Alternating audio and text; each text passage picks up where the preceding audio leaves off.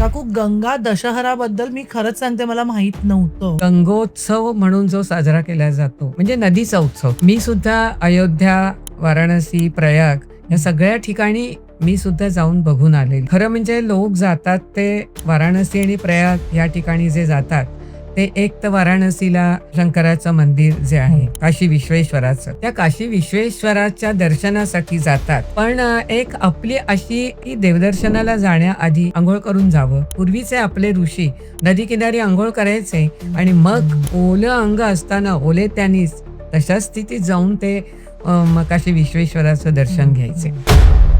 आता एक सध्या ट्रेंड आली आहे, की सगळे जातात, इथे पीस आहे, मनशांती आहे, हे ते असं करतात, पण कचरा करून येतात. आता काय झालंय, मनुष्य वस्ती वाढलेली आहे आणि मनुष्य वस्ती वाढल्यानंतर माणसाच्या सवयी सुद्धा फार वेगळ्या वेगळ्या झाल्या. म्हणजे पूर्वी नदीचं पाणी ओंजळ करायचे आणि ओंजळीने प्यायलं जातं. आता आम्ही इतके खाऊ आणि पोशाखी की आम्ही मोठे बाटली मोठे घेणार हां. आणि बाटलीने पाणी पिणार, ती बाटली रिकामी झाली की तिथेच टाकणार. ही आपली वाईट सवय ही दवडायला पाहिजे आहे, पण स्वयंशिस्त पाळली पाहिजे. तर आपण एकच आहोत भारतीय. हे कशामुळे? तर आपली वेद संस्कृती आहे. माणसानी माणसाशी माणसासारखं वागावं हा मुख्य विचार वेदामधून सांगितला गेलेला आहे. पंचांग म्हणजे नेमकं काय? पंचांग ह्याचा अर्थ 5 अंग.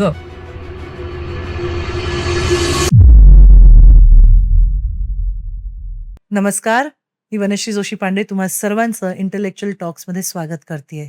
इंटेलेक्च्युअल टॉक्सच्या या वेद संग्रह सेगमेंटमध्ये मला तुम्हा सर्वांचं स्वागत करताना यासाठी आनंद होतोय, कारण या सेगमेंटची सुरुवात आपण करणार आहोत प्राध्यापक मेधा दामोदर सोमण यांच्याबरोबर. त्या स्वतः म्हणजे मी इंट्रोडक्शन करताना त्यांचंच पुस्तक जे आहे त्या पुस्तकाच्या मागे त्यांचं इंट्रोडक्शन लिहिलं ते वाचून दाखवते, कारण त्यांचं कार्य एवढं मोठं आहे ते माझ्या लक्षात राहणार नाही. अ, कारण मी तेवढी हुशार नाही जेवढ्या काकू आहेत. काकूंनी पॉलिटिकल सायन्समध्ये एम-ए केलेलं आहे, एम-फिल केलेलं आहे. त्याशिवाय काकूंनी खूप सारी पुस्तकं लिहिलेली आहेत. त्यातलंच हे जे आहे ऋतू, सण, उत्सव, व्रते. प्राध्यापक मेधा सोमण त्या व्याख्यानं सुद्धा देतात. भगवद्गीतांचे 18 अध्याय, मेघदूत, शाकुंतल यावरील सविस्तर विवेचन, कौरव कुळातील स्त्रिया आणि सद्यस्थिती, श्रीकृष्ण एक युगपुरुष, विविध प्राचीन ऋषींवर स्वतंत्रपणे विवेचन, पसायदान, समर्थांचा संदेश, अंधश्रद्धा, रूढी, परंपरा, भारतीय सण, उत्सव वगैरे अशा अनेक भाषांवर, अशा अनेक विषयांवरती व्याख्यानं देतात आणि त्यांचं आतापर्यंत त्यांचे लेख लोकसत्ता, महाराष्ट्र टाइम्स आणि अनेक दिवाळी अंकातनं, पुढारी या पेपरातनं तुमच्या वाचनात आलेले असतील.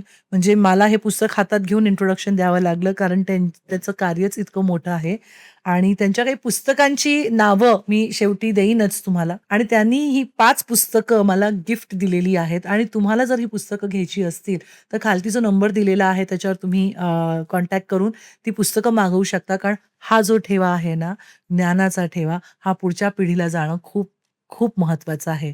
सो पहिल्या पुस्तकाचं नाव आहे सुमधुर संस्कृत सुभाषिते. सुभाषितं आपण शाळेमध्ये म्हणायचो. मला संस्कृत विषय होता म्हणून मला माहिती आहे. आणि ऋषी महात्म्य हे एक पुस्तक आहे काकूंनी लिहिलेलं. सुमधुर संस्कृत सुभाषिते भाग 1. मगाशी मी भाग 2 बद्दल बोलले होते. द्वादश संस्कृत स्तोत्राणी, हे सुद्धा प्रत्येक ह्याच्यामध्ये काकूने मला सांगितलेले स्तोत्र आहेत. स्तोत्र नाही आहेत नुसती, त्यांचे अर्थ सुद्धा समजून सांगितलेले आहेत आणि ऋतू, सण, उत्सव, व्रते. सो अशी ही 5 पुस्तकं काकूनी मला दिलेली आहेत. खालती जो नंबर दिलेला आहे त्याच्यावर तुम्ही ते ऑर्डर करू शकता. सो काकूंचं एवढं मोठं इंट्रोडक्शन मी आता वाचलंय, कारण मला नाही वाटत मी असंच ते बोलू शकते आणि आय थिंक प्रामाणिकपणा सगळ्यात जास्त महत्वाचा आहे. सो काकू, थँक यू सो मच. तुम्ही म्हणाल काय मुलगी आहे ही? इंट्रोडक्शन सुद्धा वाचून केलं. पण काकू खरंच म्हणजे आय एम सो ग्रेटफुल. मी खूप आभारी आहे, की तुम्ही इथे येऊन तुमचा जो काही ज्ञानांचा पिटारा आहे, तो आज उघडणार आहात. आणि माझी आई नेहमी म्हणायची मला, की एका पिढीने दुसऱ्या पिढीला काहीतरी द्यायचं असतं. तो आपला संस्कारांचा ठेवा असतो, तो ज्ञानांचा ठेवा असतो. सण असतात, आपल्या घरातल्या परंपरा असतात. सो तुमच्याबरोबर आज खूप गप्पा मारायच्या आहेत. यंग जनरेशन, बघणारी यंग जनरेशन, इव्हन मी सुद्धा यंग जनरेशनमध्ये मोडत नसले, तरी माहिती नाहीये बऱ्याचशा गोष्टींची. सो थँक यू आणि आपल्या गप्पा खूप छान रंगणार आहेत. कसं वाटतं इथे येऊन? नमस्कार. मला खरं म्हणजे वनश्री खूप खूप आनंद झालाय. एक म्हणजे नवीन पिढी, ही आता तरुण पिढी जुनं जे भारतीय संस्कृतीतलं जे सगळं धन, वैचारिक धन जे आहे, ते जाणून घेण्यासाठी इतकी उत्सुक आता दिसतेय आणि तो आनंद खरा म्हणजे मला किंवा माझ्यासारख्या ज्येष्ठ असलेल्या अशा सगळ्याच लोकांना वाटतो आहे. हं, हं. आणि त्यामुळे हे जे नव्या-नव्या क्षेत्रातलं, वेगवेगळ्या क्षेत्रातलं ज्ञान लोकांच्यापर्यंत पोहोचवण्याचा हा एक जो मी तर म्हणते वसाच घेतलाय तुम्ही. तर त्याप्रमाणे आता आपल्याला संस्कृत वाङ्मय आणि त्या संस्कृत वाङ्मयामध्ये असलेलं वेगवेगळ्या साहित्यातलं जे काही वैचारिक धन आहे, ते वैचारिक धन जाणून घेण्यासाठी आपण अगदी जे तुम्ही विचाराल त्याप्रमाणे माझ्या अ, सामर्थ्याप्रमाणे मी प्रयत्न करीन उत्तरं देण्याचा आणि सांगण्याचा. नक्कीच. आणि प्रेक्षकहो, मी असं म्हणेन, की मी खूप लकी आहे आणि इन अ वे तुम्ही सुद्धा लकी आहात, की पुढे जे काही प्रश्न येणार आहेत आणि काही सीरीज करणार आहोत, त्याच्याद्वारे आपल्याला काकूंकडनं खूप, खूप, खूप गोष्टी आणि ज्ञान मिळणार आहे. सो काकू, मला पहिला प्रश्न असा विचारायचा आहे, की भारतीय संस्कृतीचं वैशिष्ट्य काय? आपण म्हणतो, मी भारतीय आहे, मी मराठी आहे, अभिमान आहेच त्याचा, प्रश्नच नाही. पण त्याचं वैशिष्ट्य काय आहे? भारतीय संस्कृतीचं सर्वात महत्त्वाचं वैशिष्ट्य म्हणजे भारतीय संस्कृती उच्च विचारांची संस्कृती आहे. वैचारिक धन हे खूप आपल्याकडे आहे. कारण सर्व जगामध्ये आपली भारतीय संस्कृती ही खूप प्राचीन संस्कृती आहे. आणि या प्राचीन संस्कृतीमध्ये वेद, उपनिषदं, ब्राह्मणं, अरण्यकं, त्यानंतर रामायण, महाभारत आणि अशा तऱ्हेचे ग्रंथ जे निर्माण झाले आणि त्याच्यानंतर वेगवेगळ्या प्रकारच्या साहित्यिकांनी, कवींनी म्हणजे मग कालिदास, भवभूती, भर्तृहरी, हं. बाणभट्ट अशा तऱ्हेच्या कवी लोकांनी जे की वैचारिक आणि कलात्मक अशा तऱ्हेने जे नाटकं, काव्य लिहून जे सगळं धन साठवून ठेवलेलं आहे, ते संस्कृतमध्ये आहे म्हणून असं वाटतं, की अरे आपल्याला कळेल की नाही? पण त्याची सर्व तऱ्हेने भाषांतरं मराठीमध्ये आहेत, इंग्रजीमध्ये आहेत, विविध भाषांमध्ये ती भाषांतरं झालेली आहेत आणि त्यामुळे आपल्याला ते सगळं काही जाणून घेणं आता शक्य झालेलं हं, आहे हं. हं, हं. आणि आपण ते जाणून घेण्याचा आता प्रयत्न करूया हळू-हळू. अर्थात, अर्थात. कारण भारत म्हटल्यावर वेगवेगळे सण, वेगवेगळ्या जाती, आय थिंक भारत हा असा एकमेव देश आहे, की एवढा डायव्हर्स आहे. हो. इथे प्रत्येक म्हणतात ना, पावलोगणिक भाषा बदलते, हं. जेवणाचा स्वाद बदलतो, बदलतं. राहणीमान, हं. प्रत्येकाची पद्धत. परंपरा हं. हे इतकं वेगळं आहे. वेगळं. तर काकू, मला असं विचारायचं की आपल्या भारतीय संस्कृतीमध्ये पंचांगाला फार महत्त्व आहे. हं. पंचांग म्हणजे नेमकं काय? जे आपले प्रेक्षक हं. आहेत ज्यांना माहीत नाही आणि हं. स्पेशली हा एपिसोड तुमच्याबरोबर करण्यामागचा उद्देश असा आहे, की जी जेन झी आहे, हं. नवीन जनरेशन आहे, त्यांना या गोष्टी नाही माहिती. हं. तर त्या योग्य पद्धतीने पोहोचवाव्यात, हं. हा एकमेव उद्देश आहे. सो पंचांग म्हणजे काय? हा हं. अगदी बेसिक प्रश्न तुम्हाला वाटेल बरोबर. मी काय विचारतेय, हं. पण हो. प्रेक्षकांसाठी मी पंचांग म्हणजे काय हे सांगण्यापूर्वी, आत्ता तू जे म्हणालीस ना, की विविध भाषा आहेत, विविध खाण्याच्या पद्धती आहेत, विविध तऱ्हेने त्यांचे काही विचार आहेत आणि अशा तऱ्हेने असून सुद्धा आपण एकच आहोत हं, भारतीय. हे कशामुळे? तर आपली वेद संस्कृती आहे आणि वेदामध्ये जे आपल्याला सांगितलं गेलेलं आहे, माणसानी माणसाशी माणसासारखं वागावं, हा मुख्य असा विचार वेदामधून सांगितला गेलेला आहे आणि त्यामुळे त्यावर आधारित आपलं सगळं साहित्य आहे आणि इतक्या जुन्या काळामध्ये सुद्धा आपल्याला वेदामधून जे सांगितलंय त्याचा परिणाम असा, की इतक्या विविधतेने आपली राज्य ही असून सुद्धा आपण एक आहोत, ती वेद संस्कृतीमुळे एक आहोत आणि त्यामुळे आपल्याकडे सण, उत्सव, व्रत हे जे आहे भारतीय संस्कृतीचं वैशिष्ट्य आहे. जगामध्ये इतके सण, उत्सव, व्रत ही कुठच्याही संस्कृतीमध्ये नाही आहेत. ती आपल्या संस्कृतीमध्ये आहेत आणि ती कशावर आधारित आहेत? तर पंचांगावर. आणि म्हणून आता आपण पंचांगाचा विचार करूया. पण पंचांग ह्याचा अर्थ 5 अंग. आता ही 5 अंग कोणती? तर तिथी, वार, नक्षत्र, योग आणि करण अशी ही पंचांगाची 5 अंग असतात. आता हे सगळं जे पंचांग आहे ना, हे खगोलशास्त्र म्हणजे खगोलगणित आहे. हं. हे खगोलगणितावर अवलंबून आहे. खगोलगणित म्हणजे काय? आकाशात जे ग्रह आहेत, त्या ग्रहांची गती, त्या गतीप्रमाणे संपूर्ण सगळं पंचांग हे अवलंबून असतं. म्हणजे जर आपल्याला असं वाटलं, की त्याच्यात 1 मिनिटाचा फरक काही व्हावा, आपल्याला करता येत नाही. कारण बरं. आपली पंचांग दृक् प्रत्यय तुल्य आहेत. आता दृक् प्रत्यय तुल्य म्हणजे काय? तर जसं आकाशात दिसतं, हं. तसं आपल्या पंचांगात लिहिलेलं असतं किंवा जसं पंचांगात लिहिलेलं आहे, तसं. तसं आकाशात दिसलं पाहिजे, हा आपल्या पूर्वजांचा आग्रह होता. आणि म्हणून त्या गणिताप्रमाणे ते पंचांग म्हणजे थोडक्यात काय आहे, रेल्वेचं कसं टाईम टेबल असतं ना, हं, हं, हं. तसं वेळापत्रक, तसं आकाशाचं वेळापत्रक म्हणजे ही पंचांग असतात. अच्छा. आणि त्यामुळे पण आता पंचांगाचा तू पुढे कदाचित विचारशील, की पंचांगाचा उपयोग कसा करतात? तर हो. पंचांगाचा उपयोग वेगवेगळ्या तऱ्हेने करता येतो. हं, हं. एक म्हणजे सामान्य माणसं पंचांग कशाला बघतात? तर सण केव्हा आहे? मग गणपती केव्हा येणार हं, आहेत? हं. नवरात्र केव्हा येणार आहे? दिवाळी केव्हा येणार आहे? म्हणजे सुट्ट्या बघायच्या असतात करेक्ट. किंवा आपल्याला गावाला जायच्या वेळेला अ, सणावारी घरी राहिलं पाहिजे. हं, हं. गणपती आहेत म्हणजे आपल्याला घरी राहायला पाहिजे. असा जो असतो त्यासाठी आपण पहिल्यांदा म्हणजे सण उत्सव कधी आहेत ते बघण्यासाठी आपण पंचांग बघतो. हं. दुसरा आपला हेतू असतो, की एखादं काम सुरू करायचं असेल, आपली एक श्रद्धा आहे, मुहूर्त. विश्वास आहे, की चांगल्या दिवशी एखादं काम, चांगलं काम यशस्वी व्हावं म्हणून आपण शुभ मुहूर्तावर चांगल्या दिवशी ते करत असतो. आणि म्हणून तो शुभ दिवस, तो चांगला दिवस बघण्यासाठी म्हणून आपण अच्छा. पंचांग पाहत असतो. आणि काही माणसं अशी आहेत, की भविष्याचा त्यांना आवड असते, की काय माझ्या होणार आयुष्यात आहे? काय घडणार आहे? मग माझ्या आयुष्यात 4 महिन्यांनी कोणता ग्रह कुठे येणार आहे?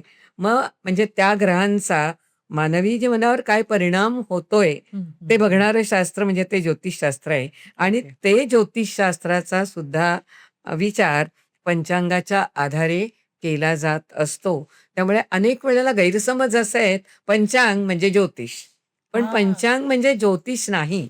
सो पंचांग पंचांग आणि ज्योतिष हे वेगळं, वेगवेगळं आहे. वेगळं आहे. पंचांगावर अवलंबून म्हणजे पंचांगातलं जे गणित आहे, हां. त्या गणिताचा म्हणजे त्या ग्रहगणिताचा, ग्रहांच्या गतीचा माणसाच्या जीवनावर काय परिणाम होतो, हं.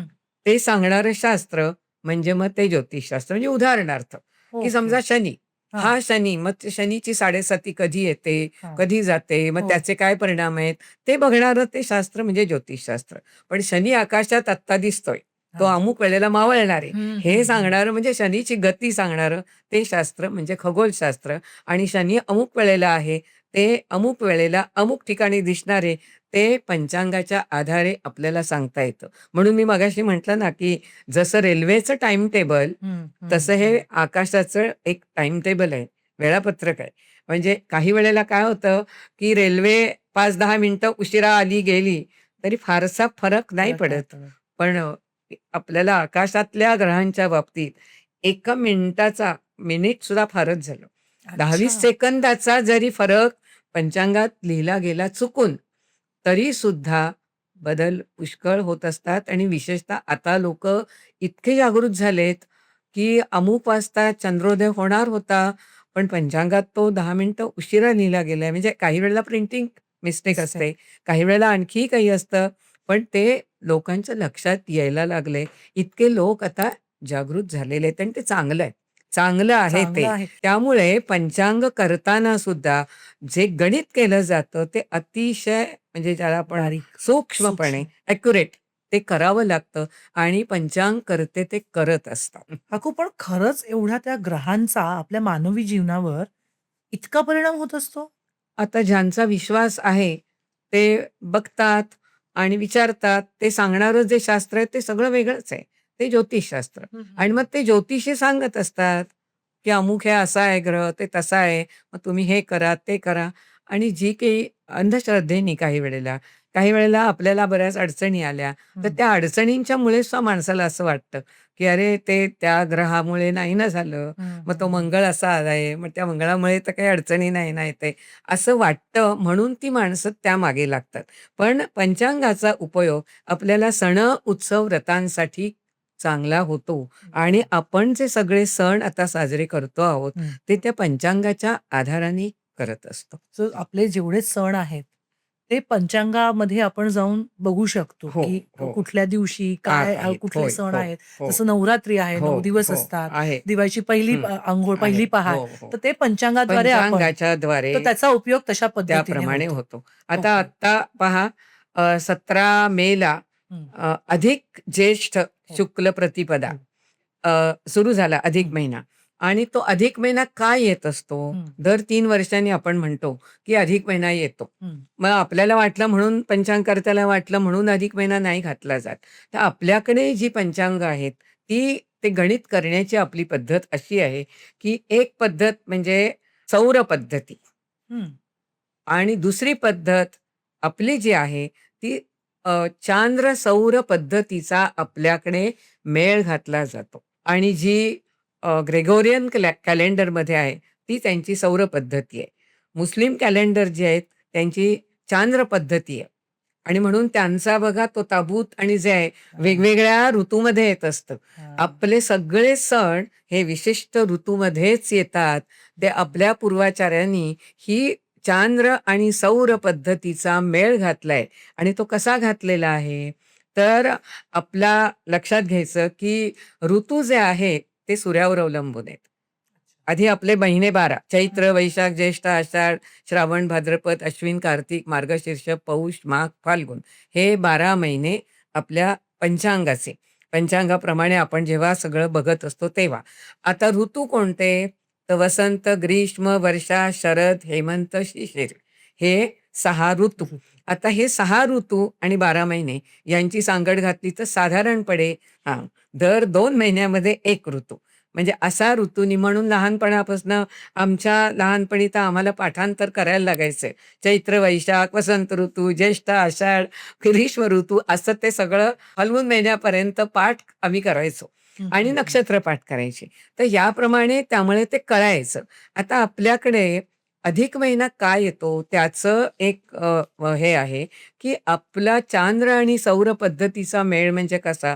ऋतू जे आहेत, हे ऋतू सूर्याच्या प्रमाणे हं. आणि तिथी ज्या आहेत, त्या चांद्र पद्धतीप्रमाणे चंद्राच्या च्यावर ओके. अवलंबून. आता हा जो फरक पडतो, म्हणजे सौर वर्ष जे आहे, ते सौर वर्ष 365 दिवसांचं आहे. तिथी बघितल्या तर 371 तिथी येतात त्याच्या. बापरे! म्हणजे 1 जानेवारी ते 31 डिसेंबर असं जर सौर वर्ष म्हणून जे आहे त्यांचे 365 दिवस आणि त्यात तिथी किती येतात 371. आपलं चैत्र महिन्यापासून फाल्गुन महिन्यापर्यंतचे दिवस किती येतात तर 354 दिवस येतात आणि तिथी येतात त्या 360 तिथी येतात. आता 360 तिथी आणि ह्या किती येतात 371 म्हणजे प्रत्येक वर्षी फरक किती पडतो 11 तिथींचा. मग हं. हा 11 तिथींचा फरक दर 3 वर्षांनी हं, हं, आपल्याकडे हं. हं. अधिक महिना येतो. म्हणजे 11 त्रिक 33. 33 तिथींचा फरक जेव्हा पडतो, ते तेव्हा अधिक अ, महिना. हा अधिक महिना येतो. मग त्यांनी पण ते गणित असं खगोलाप्रमाणे केलेलं आहे, खगोल गणित, की साधारणपणे 27 तिथींचा कमीत कमी आणि जास्तीत जास्त 36 तिथींचा फरक जर पडेल, त्याच्यामध्ये तो अधिक महिना येत असतो. म्हणजे आत्ता ह्या वर्षी ज्येष्ठ अधिक महिना आलेला आहे. हं, म्हणजे हं. आता आपलं हिंदू पंचांग जे आहे ते 13 महिन्यांचं पंचांग झालंय. हो, हो. एक अधिक म्हणून आणि पुढच्या वेळेला 2029ला जो अधिक महिना येईल, तो चैत्र अधिक येणार आहे. हां. अच्छा, तर आता आपल्याकडे ऋतूप्रमाणे आपण सण करतो. अच्छा. आता ऋतूप्रमाणे सण असतात. ऋतूप्रमाणे का? तर आपल्या खरोखरच एवढी 5 ते 7 हजार वर्षांची परंपरा आहे आणि इतके ऋषी, मुनी, आचार्य, संत, महंत इतकी विद्वत जन होऊन गेलेले आहेत, की प्रत्येकाला काळजी नव्या पिढीची, की हं. आपल्या सगळ्यांना हे सगळे सण, उत्सव, व्रत करत असताना त्यांच्या आरोग्याची काळजी पहिली आणि म्हणून ऋतूप्रमाणे जर का आपण आहार घेतला, तर आपल्या तब्येती उत्तम राहतात. म्हणजे ओके. थंडी असेल, तर आपण मुद्दाम थंडीत स्निग्ध पदार्थ खातो. म्हणजे उदाहरणार्थ संक्रांत आहे. आता संक्रांतीला बरं. आपल्याकडे आपण तिळगुळ खातो मुद्दाम बरोबर. आणि तो सांगितलाय तो का म्हणजे उष्णता. तर हां, की तीळ, गूळ, खोबरं, शेंगदाणे सगळे स्निग्ध पदार्थ आहेत आणि त्यामुळे ते खाल्ले आणि गूळ पाहिजे तर गोड व्हायला पाहिजे म्हणून. तर हे सगळे पदार्थ पोटात जायला पाहिजेत. कारण काय तर थंडीच्या दिवसात स्निग्ध पदार्थाची आवश्यकता आहे म्हणून. आता अशा तऱ्हेने आपल्याकडे प्रत्येक सणाची रचना ह्या म्हणजे ऋतूप्रमाणे सगळे सण आलेले आहेत. आपल्याकडे श्रावण महिना येतो. बरोबर. हा श्रावण महिना सुद्धा वर्षा ऋतूमध्ये येतो. हं. पाऊस असतो आणि श्रावण महिन्यामध्ये पाऊस म्हणून आपल्याकडे जरा हालचाली कमी होतात आपल्या. इकडे तर शेतीची कामं सगळी होऊन गेलेली असतात. बरोबर. म्हणजे शेती संस्कृतीच पूर्वापार. म्हणजे शेतकरी सुद्धा काही खूप कष्ट करायला शेतात जातोय असं नाही. त्याचं सुद्धा काय होतं, की थोडासा आराम म्हणा, म्हणजे घरातली कामं अशी होत असतात आणि एरवी सुद्धा माणसं मुद्दाम बाहेर जात नाहीत. त्यामुळे थोडंसं शरीराला हालचाल कमी होते. म्हणजे अशा वेळेला पदार्थ थोडे आहार कमी पोटात जायला हं, पाहिजे. हं. त्यामुळे उपवास जे आहेत हं, किंवा जी व्रतं ती हं. सगळी श्रावण महिन्यात जास्त आहेत. मग श्रावण बरं. सोमवार आहे, श्रावण शनिवार केला जातो, शुक्रवार. हो. श्रावणी मंगळवार आहे. अनेक जे काही उपवास आणि जी काही व्रतं आहेत ती श्रावण महिन्यात आपल्याकडे सांगितली गेलेली आहेत. आता आत्ताच आपल्याकडे ज्येष्ठ शुक्ल प्रतिपदेला हं. गंगोत्सव सुरू करतात. बरं. हा गंगोत्सव यालाच गंगावतरण म्हणतात आणि यालाच गंगा दशहरा असंही म्हणतात. आणि हा 10 दिवसाचा उत्सव असतो. हं. आता गंगेचाच उत्सव आहे, नदीचाच उत्सव आहे. कोणत्याही ह्याच्यात करायला खरं म्हणजे हरकत नाहीये. पण आपले पूर्वाचार्य सुद्धा किती विचारपूर्वक सणांची रचना केले, की ज्येष्ठ महिना म्हणजे खरा हा ग्रीष्म ऋतू हं. आणि ग्रीष्म ऋतूत किती गरम होत असतं. उन्हाळा. सगळीकडे वातावरण तप्त झालेलं असतं आणि आपण जरा जरी घरात सुद्धा गरम होतं, तर बाहेर गेलं तर सगळं तापलेलं असतं. मग अशा वेळेला शरीराला कुठेतरी थंडावा पाहिजे आणि मग तो थंडावा कसा मिळेल? तर नदी स्नान आणि आता आपण थंडावा म्हणून एसीत बसू. अनेक गोष्टींनी आपल्याला हे आत्ताचं नवीन युग आहे. पण जुन्या काळामध्ये हे नव्हतं. पंखे पण नव्हते किंवा एसी पण नव्हते. म्हणजे बागेत जाऊन बसणं. पण इतकी हवा गरम म्हणजे शेवटी काय तर सूर्यास्त झाला की जरा शांतता. थंडावा. बरोबर. मग अशा वेळेला दिवसभर जर इतकी उष्णता मग त्याचा उष्णतेचा सुद्धा शरीराला त्रास होतो. म्हणून त्यांनी गंगोत्सव कसा केलेला आहे, तर ज्येष्ठ प्रतिपदा ते ज्येष्ठ शुद्ध दशमी या 10 दिवसात म्हणजे खरं म्हणजे महिनाभर पण करावं. पण निदान 10 दिवस 10 दिवस. गंगेमध्ये म्हणजे नदीमध्ये स्नान करावं. आता नदी स्नान केलं की थंड पाण्याने अंघोळ केली, की आपोआपच बॉडीची शरीरातली हीट कमी उष्णता होते. नाहीशी होते. आणि बरोबर. म्हणून गंगोत्सव हा ग्रीष्म ऋतूमध्ये केलाय. तो हेमंत ऋतूमध्ये थंडीच्या दिवसात केला नाहीये. नाही. थंडीमध्ये आपल्याला गार पाण्याने अंघोळ करणं शक्य नाही. शक्य म्हणजे नाही. प्रत्येक उत्सवाच्या बाबतीत आपल्याला हे लक्षात येतं. आणि मग काय केलेलं आहे, इकडे तर विज्ञान, इकडे तर पर्यावरणाचा विचार, इकडे तर माणसाचं आरोग्य सांभाळायचं. पण ह्या सगळ्या गोष्टी लोकांनी कराव्यात म्हणून त्याला धार्मिकतेची जोड दिलेली आहे. हं, हं, मग हं. गंगेत स्नान केलं, की तुमची पापं नाहीशी नाहीशी होतात. होते. मग म्हणून बरोबर. माणसं काय, की अरे खरं पाप करूच नये ना. वाईट वागूच नाहीये. पाप म्हणजे काय शेवटी? तुम्ही दुसऱ्याला त्रास दिलात, त्रास आहे. म्हणजे ते पाप आहे. मग हे पाप खरं म्हणजे करता कामा नये. पण माणसं करून जातात ते. कधी बरोबर. सत्तेची ही असते धुंदी, कधी वयाचा परिणाम असतो, कधी अधिकार असतात, कधी पैसा असतो आणि या बरोबर. सगळ्या गोष्टींच्यामुळे हातून काही वाईट कृत्य होऊ शकतात. मग बरोबर. ती पापं करायचीच नाहीत. पण जर केली, तर तर ती नदी गंगेची. स्नानाने नाहीसं होतं म्हणून ते नदी स्नान तरी लोकं करायला जातील, बरोबर. म्हणून ते धार्मिकतेकडे जोडलेलं आहे. आता बरोबर. ह्या गंगा जे आहे त्याला गंगोत्सव म्हणतात. कारण मग गंगेचं पूजन करावं, गंगेची आरती, गंगेची स्तोत्र आहेत काही. म्हणजे आता विश्वामित्रांनी नदी सुक्त लिहिलेलं आहे. आणि गंगा म्हटलं तरी काय गंगेत दरवेळेला कोणी जाणार नाही. गावामध्ये जी नदी असते त्या नदीचं स्नान आणि ती नदी म्हणजेच गंगा गंगा. असं समजून केलं जात असतं. तर अशी गंगेची काय शंकराचार्यांनी स्वयं गंगाष्टक लिहिलंय, हं, हं, हं. गंगा स्तोत्र लिहिलंय. ह्या स्तोत्र म्हटली जातात म्हणजे वाचन केलं भाविकतेने. जातं. बरोबर. भाविकतेने पण ती कशासाठी म्हणावी? म्हणजे माझं तर नेहमीच म्हणणं आहे, की गंगा स्तोत्र काय कुठचंही स्तोत्र म्हणावं. पण ते स्तोत्र म्हटल्यावर पाप नाहीसं होतं असं अजिबात नाहीये. स्तोत्र म्हटल्यानंतर आपलं मन असं आत्मविश्वास निर्माण होतो, शुद्ध की नाही होतं. मी हे स्तोत्र म्हटलंय. आपण सगळी दुःख, काय वेदना असतील, अपमान असेल, आपण विसरतो आणि नव्या कार्याला सुरुवात सुरुवात करताना करतो. आत्मविश्वासपूर्वक एकाग्रपणे काम करतो. बरोबर. आणि त्यामुळे मग आता हा गंगोत्सव असला, तरी जी स्तोत्र सांगितले ती म्हटली जातात. आता ओके. त्यालाच गंगा दशहरा असा पण एक शब्द आहे. आता हे दशहरा म्हणजे काय? हरती हा संस्कृत धातू आहे. हरती म्हणजे हरण करणे, नाहीसे करणे. दश 10 10. 10 दोष नाहीसे करा. आता आपण जर बघितलं तर आपल्यात असंख्य दोष आहेत. पण आता पूर्वाचार्यांनी सांगितले सगळे नाही काढता येत आहेत. निदान 10 तरी दोष तुमचे ह्या उत्सवाच्या निमित्ताने या 10 10 दिवसात दिवस काढा. तुम्ही करणारा, तर निदान प्रत्येक दिवशी एक-एक आपण आत्मपरीक्षण करावं, की आपल्यात काय दोष आहे. मग काही वेळेला अहंकार असतो, काही वेळेला आळस असतो, काही वेळेला बेफिकिरी असते, काही वेळेला मत्सर, द्वेष कोणाचा तरी, बरोबर. काही वेळेला राग इतका असतो, की रागाच्या भरात माणूस काहीही काहीही बोलून पण बोलतो. जातो किंवा एखादं कृत्य पण करतो. म्हणजे हे जे माणसाचे दोष आहेत, हे दोष काढून टाकायला पाहिजेत. मग निमित्त काय? तर गंगोत्सवाचं आणि म्हणून तो बरोबर. गंगोत्सव अ, किंवा त्याला आणखी गंगावतरण पण म्हणतात. अच्छा. आता हे गंगावतरण म्हणजे काय? आता त्याच्यामध्ये अवतरण हा शब्द बघा.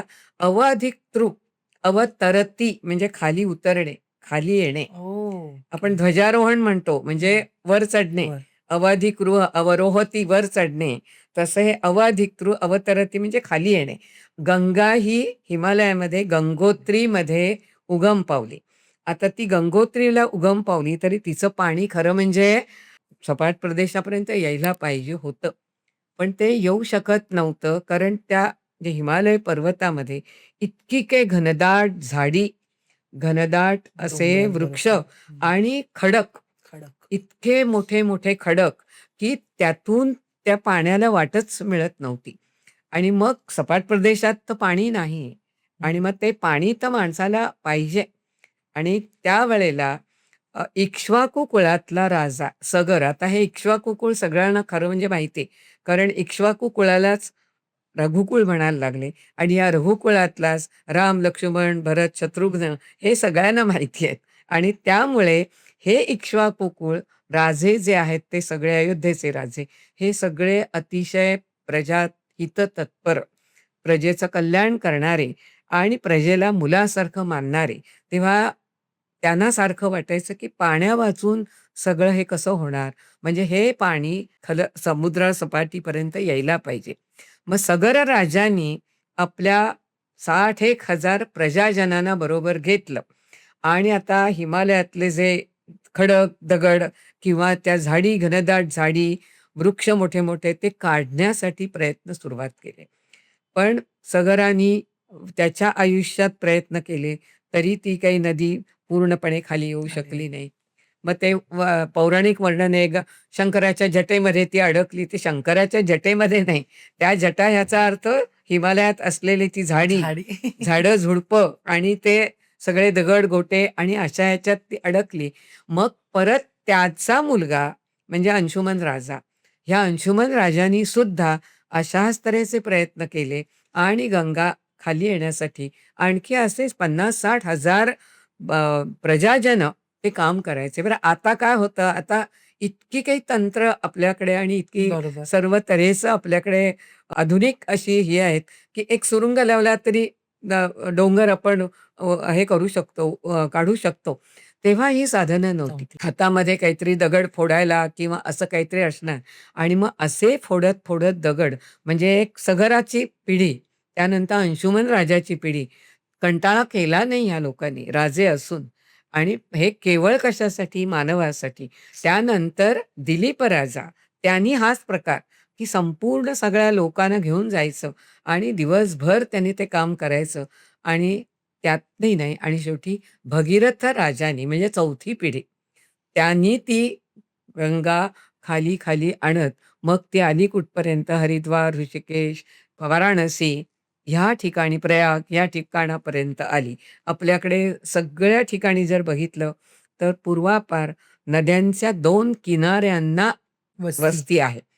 आणि जिथे-जिथे पाणी मिळतंय, तिथे मनुष्य राहायला वस्ती. हो, जातो. कारण बरोबर. सगळ्या सजीवांना पाणी लागतं. केवळ माणसांनाच नव्हे. गुरं-ढोरं, पशु-पक्षी, झाडं-वेली सगळ्यांनाच पाणी लागतंय आणि त्यामुळे ती गंगा अगदी इथपर्यंत समुद्र सपाटीपर्यंत आल्यानंतर मग अगदी दोन्ही बाजूनी शहरं बसतात. सगळीकडे निर्माण झाली.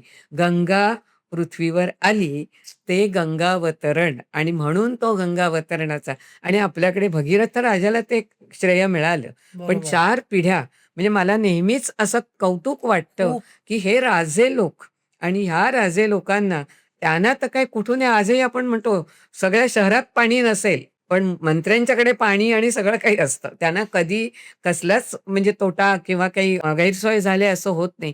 त्या राजांना पाणी मिळालं असतं. त्यांच्या शेतीला पण मिळालं असतं. पण त्यांनी सामान्य माणसासाठी हे साठी केलं विचार केला. आणि एका पिढीने केल्यानंतर दुसऱ्या पिढीने कंटाळा केला नाही, करेक्ट. आळस केला नाही, ते चालू ठेवलं. तिसऱ्या पिढीने केलं आणि चौथ्या पिढीने भगीरथांत म्हणून भगीरथ प्रयत्न हा जो मराठीमध्ये वाक्प्रचार आलाय, त्यांनी प्रयत्न कसे केले? तर भगीरथासारखे केले आणि त्यामुळे गंगा समुद्र म्हणजे सम खाली अगदी सम सपाट प्रदेशाला ऋषिकेश, आली. हा केदारनाथला. गंगावतरण असा त्याला म्हणजे एक गंगोत्सव, नदीचा उत्सव हा ज्येष्ठ महिन्यातला, पण तो कशा रीतीने ते किती नावं महत्वाचं त्याला आहे. त्याच्या मागच्या कथा कशा आहेत, ह्या आणि हे सगळं सण-उत्सवांच्या मुळे आपल्याला कळतं. बरोबर. हां आणि आय उत्सव एम शुअर की आपले जे प्रेक्षक आहेत, त्यांना आता ही गोष्ट कळल्यामुळे जेव्हा तुम्ही गंगेला जाल किंवा कुठल्याही नदीला जाल, प्लीज तिथे कचरा टाकू नका, प्लीज तिथे घाण करू नका. कारण हा 1 नाही, 2 नाही, 4 पिढ्यांचे प्रयत्न आहेत, तेही राजा महाराजांचे. आ तर आपण तर नॉर्मल लोक हं. आहोत. ह्यापुढे कुठल्याही नदीला जेव्हा तुम्ही भेट द्याल, दर्शन द्याल किंवा कुठल्याही ठिकाणी जाल, तिथे बाटल्या, अ, कागदाचे बोळे हे टाकू नका, एवढी विनंती हं. आहे. नाही माझं तर पुढे म्हणणं आणखी हं. असं आहे, की आपण हा गंगोत्सव करतो आहोत. परंपरेप्रमाणे हे सगळं करतो आहोत. पण नवीन आता रूढी हं. आपणच निर्माण करायच्या असतात. बरोबर. मग गंगोत्सवाच्या निमित्ताने गंगावतरण आणि गंगा दशहरा हं. ही एकाच उत्सवाला ही नावं आहेत. आता ह्याच्या पुढे तरुण पिढीनी खरं म्हणजे आणि सगळ्या प्रत्येक गावागावामध्ये नद्यांना पूर येतात. हं. 2-4 दिवस पाऊस पडला, हं. की लगेच नद्यांना पूर आणि काही एक साधारण जानेवारी, फेब्रुवारी महिना येतोय ना येतोय, तो नद्यांचं पाणी अटतं. आटतं. हे कशामुळे होतंय? तर नद्यांच्या मध्ये गाळ आहे. तो गाळ काढला गेला पाहिजे आणि म्हणून माझं तर नेहमी सांगणं आहे, की गावागावातून जिथे नदी त्यांच्या जवळून वाहते, त्या नदीच्या डावीकडे 1 किलोमीटर, 1.5 किलोमीटर तसंच वस्ती दुसऱ्या नको. बाजूला 1.5-2 किलोमीटर अशी नदी ही त्या-त्या गावानी म्हणजे राजकीय मतभेद किंवा सामाजिक मतभेद कसलेही म्हणजे धार्मिक, जातीय आणि पक्षीय कसलेही मतभेद न करता सगळ्यांनी एकत्र यावं आणि हा नदीचा गाळ काढला पाहिजे.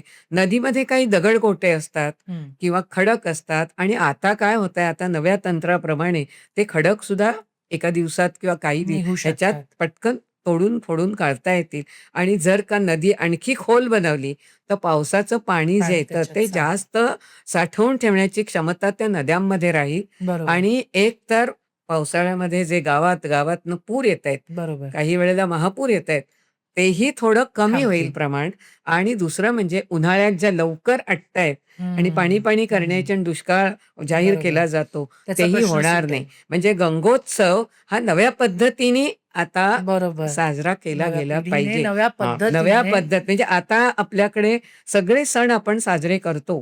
पण त्याच्यामध्ये सुद्धा आपण विज्ञान, सामाजिक विचार, सामाजिक भान, सांस्कृतिक भान हे सगळं ठेवून आणि असं जर केलं हे आपल्या पूर्वजांनी असंच केलंय. कोणीही त्याच्यात एकट्याने केलंय आणि बरोबर, ते चालू ठेवलंय असं नाही. काळाकाळाप्रमाणे त्याच्यात बदल होत गेलेले आहेत. बरोबर. त्यामुळे आता आपण आपल्या काळामध्ये आपण गंगोत्सव आणखी हा एक करून नद्यांची स्वच्छता करणं हे एक आवश्यक आहे. येस, काकू खूप छान सांगितलत आणि हा पॉडकास्ट तुम्ही कुठेही बघत असाल, आजूबाजूला नद्या असतील, तर तिथे प्लीज त्या नद्या स्वच्छ ठेवायचं काम तुमच्यावर आम्ही सोपवतोय आणि एक जागरूक नागरिक होऊन आपल्या पर्यावरणाचं सुद्धा आपण भान ठेवलं पाहिजे.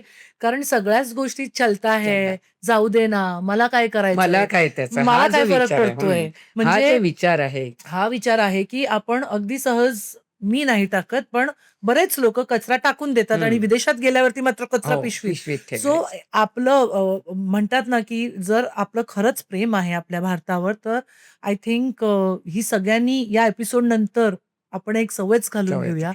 की कचरा टाकायचा नाही नाही, बाहेर. कचरा आपल्या टाकायचा नाही. पर्यावरणामध्ये किमान आजूबाजूला तुम्ही तुमच्या घरात झाडं लावा, तुमच्या सोसायटीच्या बरोबर आहे. गेटमध्ये हं. झाडं लावा. तुम्ही गावात राहत असाल, तर नद्यांची साफ-सफाई रेग्युलर होणं गरजेचं आहे. खरं. आणि जर तुम्ही नद्या आपल्या गंगा आहे किंवा बाकीच्या होली रिव्हर्स ज्या आहेत, तिथे जर तुम्ही व्हिजिट करत असाल, तर तिथे कचरा टाकू नका आणि कोणी केला असेल, तर तो उचला. काकू गंगा दशहराबद्दल मी खरंच सांगते मला माहीत नव्हतं काहीच आणि ते कोणालाच माहिती नव्हतं प्रेक्षकांना खरं. सुद्धा मला माहीत नाही. कदाचित हे नवीन नॉलेज असेल, तर हा व्हिडिओ जास्तीत जास्त लोकांपर्यंत तुम्हाला शेअर करायचा आहे. कारण शेअरिंग इज केअरिंग आणि जितकं आपण ज्ञान लोकांपर्यंत पोहोचवू, तितकं चांगलं असतं. कारण ज्ञान जेवढं वाटू, तेवढं ते मल्टिपल होत जातं. काकू आता एक सध्या ट्रेंड आहे. सगळे जातायत, रील्स बनवतायत. गंगा, उज्जैन, बनारस, हं, प्रयागराज त्यातली मी पण एक होते. पण मी ट्रेंडसाठी नव्हते गेले. हं. मी प्रयागराजला खरंच अंघोळीला गेले होते. बिकॉज माझ्या हेल्थचे इश्यूज असतात. तर म्हटलं, की "भाई ले तू." हं. पण आता एक सध्या ट्रेंड आली आहे, की सगळे जातात, इथे पीस आहे, मनःशांती आहे, हे, ते असं करतात. पण कचरा करून येतात किंवा मी आता जेव्हा बनारसला गेले होते, तेव्हा सांगितलं किंवा इव्हन अक्कलकोटला, ज्या मी देवस्थानी गेलेली आहे, की आधी एवढं क्राउड येत नव्हतं. नव्हतं. आता लोंढा वाढलाय, बापरे! खूप क्राउड येतं. त्यामुळे ठीक आहे, जास्तीत जास्त लोकांना दर्शन घ्यायला मिळतं. पण तिथे प्रेशर सुद्धा येतोय. कचरा, त्याच्यानंतर राहायची सोय असल्यामुळे हं, ट्रॅफिक वाढलं. म्हणजे हं. ती गावं जी होती, हो. त्याचं पावित्र्य राहिलं पवित्र तर ते नाहीसं मॉडर्न होत आहे. होऊन हं, तिथे सुद्धा पोल्युशन. तर ह्याच्यावर हं. काय मत आहे, की त्या गंगेचं पावित्र्य ह्या 4 पिढ्यांनी जे इतकं जपत जपत जतन आहे. करून आणलं, नव्या पिढीला काय तुम्हाला सांगायचंय, की काय करायला हवं? गंगोत्सव म्हणून जो साजरा केला जातो आणि म्हणजे नदीचा उत्सव थोडक्यात. अ, मी सुद्धा तू म्हणतेस त्याच्याप्रमाणे अयोध्या, वाराणसी, प्रयाग या हं, सगळ्या ठिकाणी मी सुद्धा जाऊन बघून आलेली आहे. हं. अ, खरं म्हणजे लोक जातात ते वाराणसी आणि प्रयाग या ठिकाणी जे जातात, ते एक तर वाराणसीला शंकराचं मंदिर जे हो, आहे, हो. त्या मंदिर काशी. हां, काशी विश्वेश्वराचं. त्या काशी विश्वेश्वराच्या दर्शनासाठी जातात. पण एक आपली अशी एक भाविकता आहे, की देवदर्शनाला जाण्याआधी अंघोळ करून जावं, पवित्र होऊन जावं आणि म्हणून नदीकिनारी पूर्वीचे आपले ऋषी नदीकिनारी अंघोळ करायचे आणि मग हं.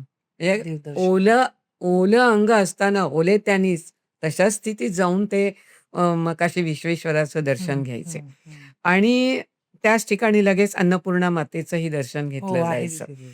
तर त्याच्यासाठी ते जात असत. आता काय झालंय मनुष्य वस्ती वाढलेली आहे आणि मनुष्य वस्ती वाढल्यानंतर माणसाच्या सवयीसुद्धा फार वेगळ्या-वेगळ्या झाल्यात. हं. म्हणजे पूर्वी अ, नदीचं पाणी ओंजळ करायची आणि ओंजळीने प्यायलं जात असे. आता म्हणजे तेव्हा भांडं किंवा ग्लास असं घेतलंय असं नाही. आता आम्ही इतके म्हणजे दिखाऊ आणि पोशाखी किंवा अशी आमची ही झाली की ते आम्ही बाटली मोठे-मोठे घेणार हां. आणि बाटलीनी पाणी पिणार. ती बाटली रिकामी झाली की तिथेच टाकणार. मग आम्ही ग्लास घेणार. मग तो कागदाचा असेल किंवा कसला आणखी असेल. मग ते पिणार, ते खाणार, तिथेच तिथेच फेकणार. टाकणार. ही आपली वाईट सवय ही दवडायला पाहिजे आहे आणि म्हणून दर्शनाला अवश्य जावं, त्याबद्दल वादच नाहीये. पण स्वयंशिस्त पाळली पाहिजे. करेक्ट. ही आम्हाला जर गुन्हा केल्यानंतर दंड होतोय, अशी जर असेल, तरच आम्ही ते करणार आहोत, असं नकोय. बरोबर. म्हणजे आपली आपण की तेवढं आमचा भान ठेवायला देश पाहिजे. आमचा देश आणि आमच्या देशामधली असलेली नैसर्गिक साधन संपत्ती आहे, हं. त्याचं सगळ्याचं रक्षण आम्हीच करायला पाहिजे. हे जर आम्ही केलं नाही, तर पुढच्या पिढ्यांना खूप काही त्रास होणार आहे आणि म्हणून वाराणसी काय, प्रयाग, वाराणसी, अयोध्या आणि ह्या सगळ्या ठिकाणी लोक जातात. तर ते जायचंय तर त्याच्याबद्दल पूर्वजांनी काय केलेलं आहे? मग गंगा अवतरण जे झालेलं आहे, त्याच्यासाठी जर का अयोध्येच्या राजांनी 4 पिढ्या आणि 50,000-50,000 तुमच्या आमच्यासारखी माणसं त्यांनी मेहनत केलेली आहे. त्यांना तो मेहनताना मिळाला असेल नोकरी म्हणून, पण तरीसुद्धा रात्रंदिवस जी मेहनत केली आणि गंगाचं पाणी आपल्याला जर आणून दिलेलं आहे, तर अ, ती घाण करणं हे अयोग्य आहे. अयोग्य आहे. आणि दुसरी गोष्ट नुसता कचरा टाकायचा नाही, इथपर्यंत नाही. आपण ती स्वच्छ करण्यासाठी म्हणून नुसतं सरकारने केलं की चालेल आणि असं सरकारने नाही. इनिशिएटिव्ह घेतला पण नाही, होता. आपण आपण म्हणजे नागरिक म्हणून आपलं कर्तव्य आहे, की बरोबर, आपल्याकडे जी काही युवा शक्ती आहे, त्या बरोबर, युवा शक्तीने ते प्रयत्न करायला हवेत. बरोबर. आणि खरं सांगायचं ना, म्हणजे मी गेली कित्येक वर्ष शाळा कॉलेजमधनं शिकवल्यामुळे मला म्हणजे मला खूप त्या अभिमान वाटायचा, की तरुण पिढी ही खरोखर सगळ्या कामाला उत्साहाने पुढे येत असते. फक्त त्यांना मार्ग दाखवणारे मार्गदर्शक पाहिजेत, हवेत चांगले. मार्गदर्शक हवे असतात. आणि म्हणून हे जे आपण म्हटलं, की नद्या असू देत, तलाव असू देत, रस्ते असू देत, काही का असेना, जे काही आहे ते स्वच्छ ठेवणं हे आपलं काम आहे. कारण आपल्याकडे अनेक सण होत असतात बरोबर. आणि त्या प्रत्येक सणाला म्हणजे हे जे आहेत ते निसर्गाविषयी कृतज्ञता व्यक्त करण्यासाठी म्हणून आपण सगळे सण साजरे करत असतो. बरोबर. पण होतं असं उलटं, की निसर्गाची हानीच आपण त्यातनं करतो जास्त आणि करतो. म्हणून सण साजरे करत असताना हा विचार पहिला आपण प्रत्येक निसर्गाची वेळेला काळजी करायला घेणं पाहिजे. बहुतेक हाच एक हां, मोठा निसर्गाची काळजी घ्यायला सण पाहिजे. असावा आणि पर्यावरणाची काळजी बरोबर, आपण घ्यायला बरोबर, पाहिजे आहे. म्हणजे ध्वनी प्रदूषण होणार नाही किंवा जलप्रदूषण होणार नाही, अं, हवेचं प्रदूषण होणार बरोबर. नाही. हे आपण दर काळजी प्रत्येक घेतलं पाहिजे. सणामागे बघायला बरोबर, पाहिजे. मग ते गणपती असू देत, नवरात्र असू दे, बरोबर. लग्न मुंजीच्या ज्या वराती निघतात, हं, हं, मिरवणुका, हं, हं. त्या मिरवणुकातून सुद्धा आज अशी वृत्ती झालेली आहे, की बरोबर. फटाके लावायचे, हं, गुलाल हं. उधळायचा, बरोबर. मोठ्या मोठ्याने डीजे लावायचा. तर हे थोडं आपण कुठेतरी टाळायला आटोक्यात पाहिजे. आणलं पाहिजे. हे आटोक्यात आणायला बरोबर. पाहिजे. काकू आज खूप छान आपल्या गप्पा रंगलेल्या आहेत आणि आय एम शुअर की आपले प्रेक्षक सुद्धा आपल्याबरोबर आहेत. आपल्या गप्पा एन्जॉय करतायत. त्यांना सुद्धा गंगा एका नव्या यू नो पहिलं. लेन्समधनं कळली असेल. नव्या दिशेतनं हं. नव्या नजरेतनं आता ते नजरेतनं जेव्हा कळली असेल. गंगेला जातील जाते. दर्शनाला किंवा कुठल्याही तीर्थक्षेत्री गेले, तर ते तेवढं भान ठेवून त्या ठेवतील. नक्की, नक्की ठेवलं पाहिजे. नदीला स्वच्छ ठेवतीलच. ठेवण्यासाठी इनफॅक्ट हं. प्रयत्न करतील. प्रयत्न करतील. अ, या पॉडकास्टद्वारे मला तुम्हाला एवढंच सांगायचं आहे, माझं नाव वनश्री आहे. माझा जन्म पवईचा सो मी ग्रीनरीमध्येच वाढलेली आहे. सो मी या पॉडकास्टद्वारे अपील करतेय, रिक्वेस्ट करते, की आपण आपल्या निसर्गाची काळजी घेऊया, झाडं लावूया, झाडं जगवूया आणि जे ग्लोबल वॉर्मिंग सुरू आहे, हं. आता आपण झळ त्याची बघतोय, इतका बरोबर उकाडा आहे. आज यावर्षी जाणवलाय. तर घरामध्ये सुद्धा तुम्ही इनडोअर प्लांट्स लावा. तुमच्या सोसायटीमध्ये तुम्ही ड्राईव्ह करा, इनिशिएटिव्ह घ्या, झाडं लावा. कारण जेवढी झाडं तुम्ही लावणार आहात, जंगलामध्ये गेल्यावर टेम्परेचर कमी होतं, पण इथे सिमेंटीकरण इतकं झालेलं आहे, हं. की हीट ती जाणार कुठे? कोण जाणार त्याला नाही. थंडावा हं. देणार कोण? हो, बरोबर. सो त्यामुळे मला असं वाटतं, की निसर्गाची आपण सगळ्यांनीच काळजी काळजी घेणं घ्यायला गरजेचं पाहिजे. आहे आणि तुमच्या सोसायटीमध्ये तुम्ही हा एक प्रस्ताव मांडा, जिथे राहताय, की तुम्ही वर्षातनं एक 100 झाडं तरी लावाल. लावा. असं नक्की, प्रत्येक नक्की. नागरिकाने एक-एक झाड जरी लावलं, लावा. तरी आपण निसर्गाने आपल्याला जे इतकं भरभरून दिलंय, आपल्याला अन्न दिलेलं आहे, वारा दिलेला आहे, ऑक्सिजन आज निसर्गामुळे घेतो. झाडं नसतील तर ऑक्सिजन देणार कोण? सो हे आपलं कर्तव्य आहे. सो प्रत्येक सोसायटीमध्ये प्रत्येकाने इनिशिएटिव्ह घेऊन झाडं लावा, इंडोर प्लांट्स पण लावा आणि काकू आपण इथे थांबतोय आत्ता तुर्तास, पण पुढच्या एपिसोडमध्ये आपण सण, त्याचं हं. महत्त्व काय आहे? कारण सण आम्ही करतो. करतो. साड्या, करतोच. दागिने, हो, सगळी हो, शॉपिंग हो. असते, सेल्फीज असतात, जेन झी नवीन हो. जनरेशन आहे, ते सगळे करतात. पण न्यूक्लिअर फॅमिली आल्यामुळे काय झालंय ना, पूर्वीच्या काळात जॉइंट फॅमिली होती. आई, बाबा, आजी, आजोबा, खापर आजी पण हं. असायची. त्यामुळे ना पुढच्या नवीन जनरेशनला त्या गोष्टींद्वारे संस्कार, सणांचं कळायचे. महत्त्व कळत कळायचं. होते. हं. तर ते आता कुठेतरी हरवल्यासारखं झालंय. तर पुढच्या एपिसोडमध्ये आपण त्या हरवलेल्या गोष्टी नव्याने आपल्या नवीन हं. जनरेशनसाठी आणि आमच्यासाठी सुद्धा घेऊन येऊयात. सो फ्रेंड्स, तुम्हाला आजचा एपिसोड कसा वाटला तुम्ही नक्की कळवा. काकूंबरोबरच्या सीरीजमध्ये आपण संस्कृत विषय किंवा वेदांविषयी किंवा ज्या गोष्टी मला सुद्धा माहिती नाहीयेत, आपल्या नवीन जनरेशनला सुद्धा माहिती नाहीये. त्याबद्दल आपण माहिती घेणार आहोत. सो आजचा हा एपिसोड माहितीपूर्वक एपिसोड तुम्हाला कसा वाटला मला कमेंट्सद्वारे नक्की लिहून कळवा. हा एपिसोड जास्तीत जास्त लोकांपर्यंत शेअर करा. आजचा एपिसोड लाईक करा आणि आमचा हा चॅनल सोनचाफा प्रोडक्शन सबस्क्राईब करा आणि असंच प्रेम भरभरून द्या. Thank you so much.